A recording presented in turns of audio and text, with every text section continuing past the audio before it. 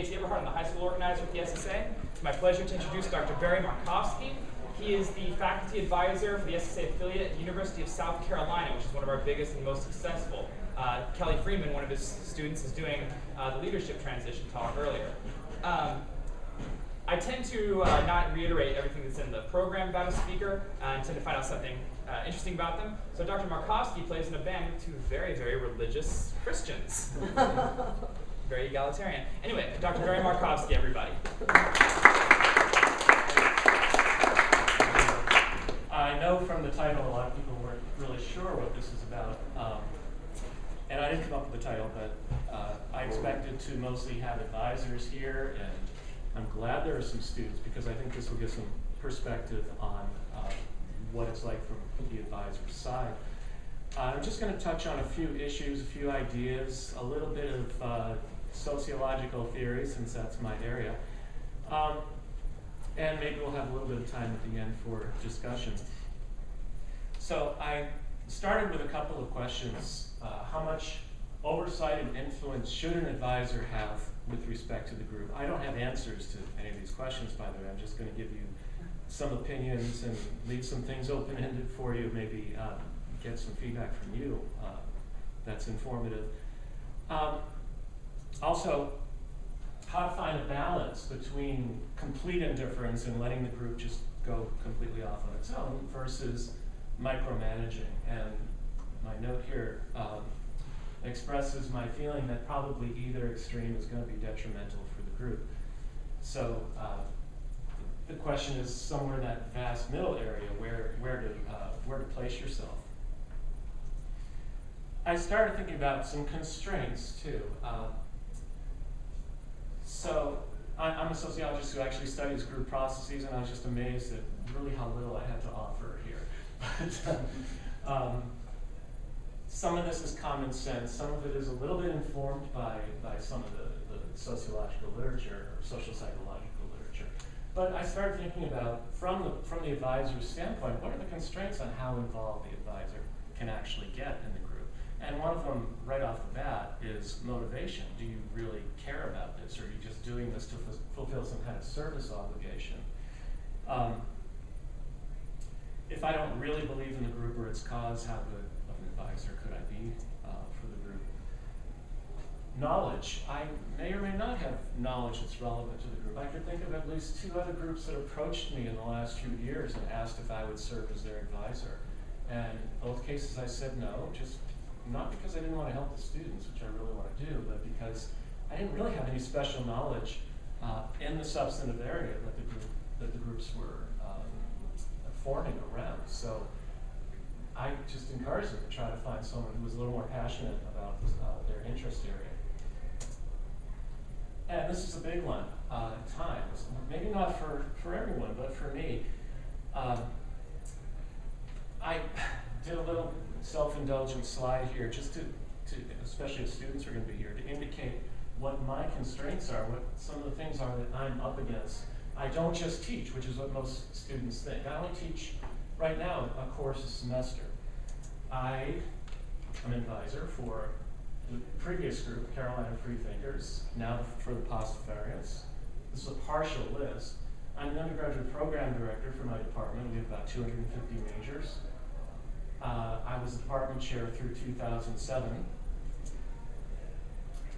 My undergraduate teaching load isn't too heavy, but over the years since 2005, it's been about 1,100 students, about 75 graduate, mostly PhD students, mentoring 11 students. I'm either chairing their committee or on their PhD committee.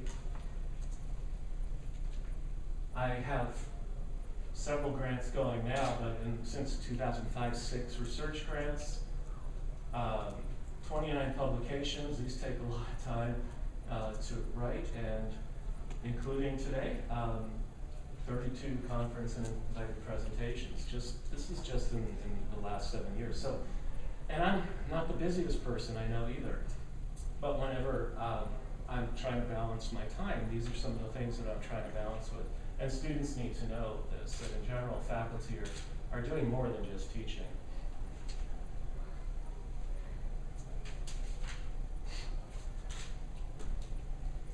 So another balancing aspect I wanted to point out is that advisors are balancing their own interests versus the interests of the students. And I wanted to just put a little something from the student side here. What are the factors that lead students to affiliate with groups? I'm going to talk about that in a second. And what is the basis for the advisor's potential impact on the group? So starting with the first one, need for affiliation theory in social psychology. Very simple idea, or at least I'm presenting it in a very simplistic way, but it might be useful to realize that a lot of people join groups as a stress reduction. And this doesn't mean, you know, an overt kind of feeling of anxiety, or, you know, I need some sort of clinical help, so I'm going to go join a group. That's not what I'm talking about. But just people feel better being members of groups than not being members of a group. And to the extent that advisors are aware of this, that we can make the group situation pleasant, we can help retain people in the group, we can help draw people to the group, as opposed to doing whatever, maybe it's nothing, maybe it's misadvising the group, in a way that makes the experience a little less pleasant for students. It's going to increase the likelihood that they're going to seek alternatives. So, very simple idea, but I also think it's very powerful and worth keeping in mind. On the advisor side, social impact theory, very simple theory, talks about factors that affect one person's influence on another, or a person's influence on a group, or a number of people's influence on other people. And there are three source factors that the theory cites that create this influence. One is the strength, which refers to status, power, authority, charisma, things like that. So the status of the source, obviously faculty relative to students have pretty high strength with respect to this theory. Immediacy is the second of three factors the theory mentions. Immediacy simply refers to proximity in time or space. So that tells us that an advisor who is present, an advisor who is there and available and communicating is going to be more efficacious than an advisor who's not. And the last one isn't quite so relevant here because there's usually only one advisor per group. But if a group is receiving advice from multiple authorities, perhaps, and I know that the postarians at USC do have contacts with other faculty for other purposes, biology professors, for instance, geology professors. To the extent that we're all on the same page, we're going to have quite an impact on that group. I like the fact, by the way, that the three factors abbreviated spell SIN. I think that's especially appropriate for our group. So the theoretical takeaway is pretty simple here. The SSA affiliate, we may lose sight of this. It's, for many members, it's going to be deeply meaningful. It's a source of stress reduction. And when I think of the some of the involvements I've had, for instance, we had a panel where Dustin was on this too, where several students and I talked about how we became an atheist. And this was the first time I had ever done that. And here I am, an adult. I don't feel very self-conscious about my atheism anymore. Certainly there was a time that I did. But the mere act of talking about that experience was very cathartic for me. I couldn't believe how emotional it was for me. And I can only imagine how that would be for students who are on the panel, for the, you know, the real people on the panel, not just the advisor, and for people in the audience who are hearing these stories and identifying with them. I found it very meaningful and very impactful, and I can imagine this is exactly the sort of thing, this emotional involvement that will keep students as part of the group and make them want to become part of the group. Something worth keeping in mind. And also, social impact theory tells us that the advisor's impact is potentially huge, and so a lot of discretion, a lot of care should be taken.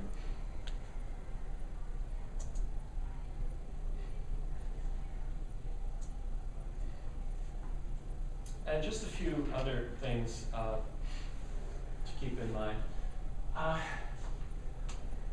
Now, after talking to Kelly today, I may be a little bit too far on the side of indifference. I'm obviously not indifferent, but maybe I should be a little more involved, but I take the position that it's not my group, it's the students' group.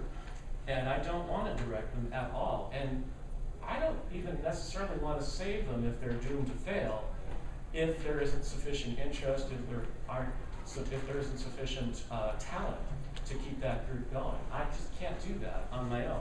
Fortunately, this has never been an issue. I've never had to, it's just never been a struggle for our group since it started to maintain itself. So if the rubber hit the road, I'm not exactly sure how I would act in that kind of situation. My style is just to be there for quiet support. It doesn't mean disappear. I try to attend events. I don't attend a lot of meetings. Kelly suggested I should probably attend more. I will. I come to one semester typically, and I've also given an average of about one presentation a year to the group, and I do come to events, most of the events. So I'm there, but mostly in the background.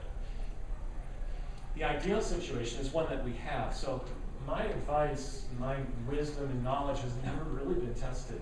We have a healthy group. Very little advising is necessary for our group. It's actively organized. It's self-perpetuating, and I think it's really fun for the people who are involved in it. A little bit of advice, be an advisor, don't be a supervisor.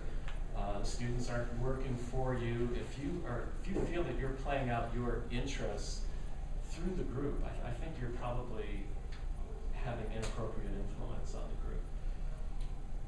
Be a good role model.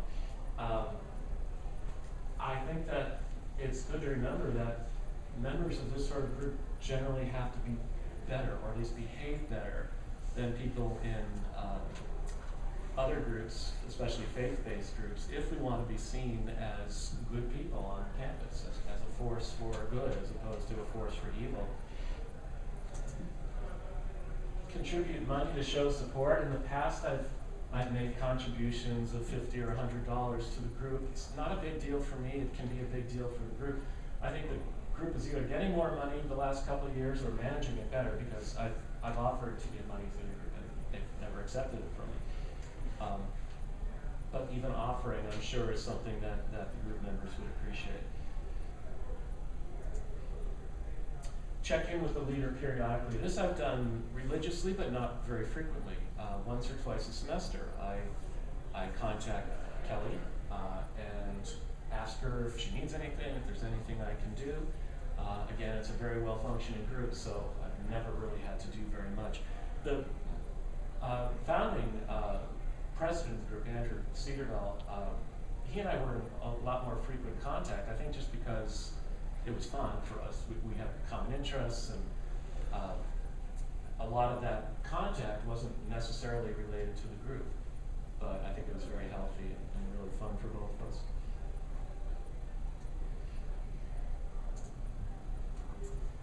A lot of people have been talking about this today, so I'm not going to go into this, but this is a time of potential instability for the group. So when leadership changes, just try to stay tuned in, keep an eye on the Facebook page or however the group is presenting itself to the public, and try to make sure everything's going okay there. One thing to do is, as quickly as possible, establish connections to the new leadership of the group. A few other factors. Take into account when you're deciding how involved to be, the leadership style. Some leaders are more aggressive than others. Kelly talked today about how different leaders of groups will have different areas of emphasis as well. I'm fine to just sit back and allow the different leaders to play out their own interests, their own emphases, as long as they have group support. I think that's fantastic. Keep in mind the environment of the group. Is it relatively isolated on campus and in the community, or is it well integrated? If it's isolated, there are things you can do as an advisor. And again, our group is fantastic at creating, this is one of Dustin's specialties, creating coalitions with other campus groups and with community groups, and that can only make the group stronger and more viable and more visible. And so visibility is important as well. Is this an active group, or does it work discreetly behind the scenes? In a visible group. And in Kelly's presentation earlier, she talked about how the founding leadership did much more public kinds of things, much more visible, I think, at least as far as having a big splashy impact. And Kelly's more interested in community service, things that may not get quite as much publicity, but are certainly doing good in their own way.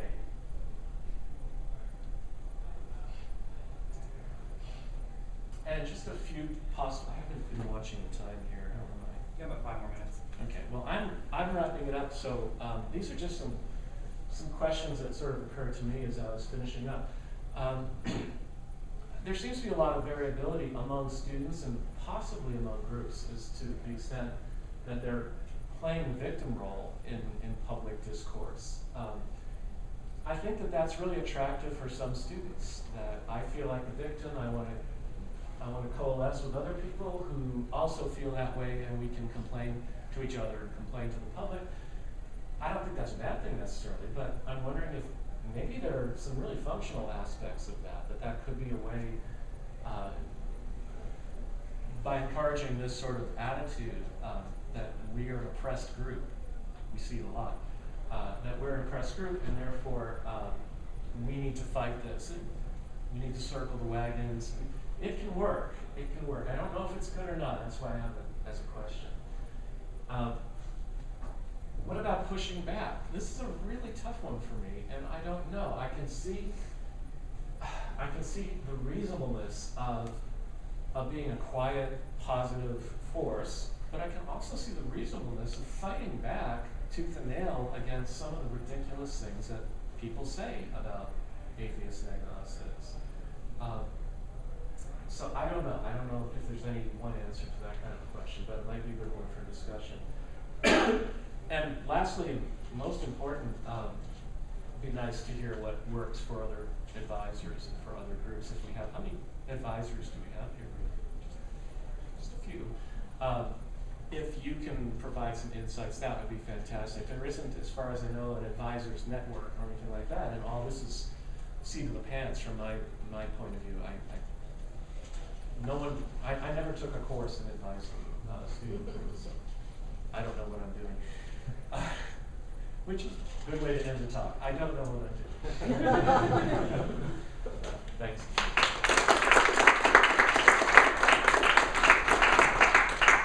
Few minutes for? You have 2 minutes for Q&A. I just want to let everybody know that actually last year, Dr. Markovsky won our Advisor of the Year award, and deservedly so from that talk. Yes, we have about 2 more minutes for questions if you want.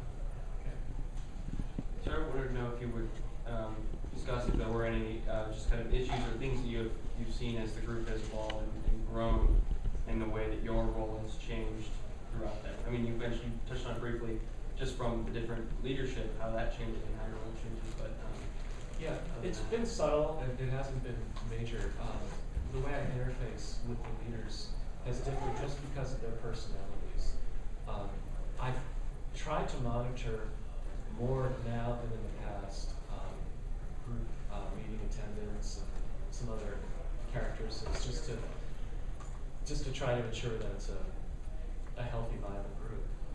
But as far as my influence, my social impact on the group, I don't think that role has changed very much in the past. I just try to be there for them, and I hope it continues. But I'm just really lucky that it's had such a good succession of leaders. Has been so healthy. Yes. So this might be covered in the next talk, but the other role of the advisor is to be a buffer between the administration and the group. Have you had to have that role at all, or? Yeah, I keep hearing that, but it may be more important at smaller schools. I don't know, but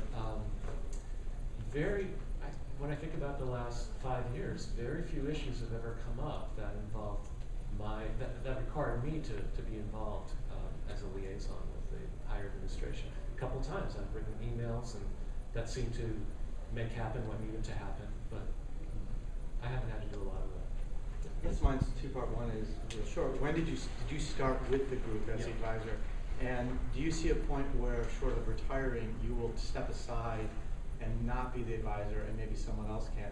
I'm feeling a point where maybe I need to step aside and let someone else do this. And Yeah, if I knew somebody that I thought would be effective, more effective than me, which wouldn't take much, frankly, I'd be happy to encourage them to do it. I want the group to survive. I would probably try to stay involved with it somehow or other, but we have a contingency plan in case you leave us. And actually, I hate to do a party group, but that's time. You guys can grab Dr. Markovsky out in the lobby, I'm sure. But next talk's at 2:30. thanks.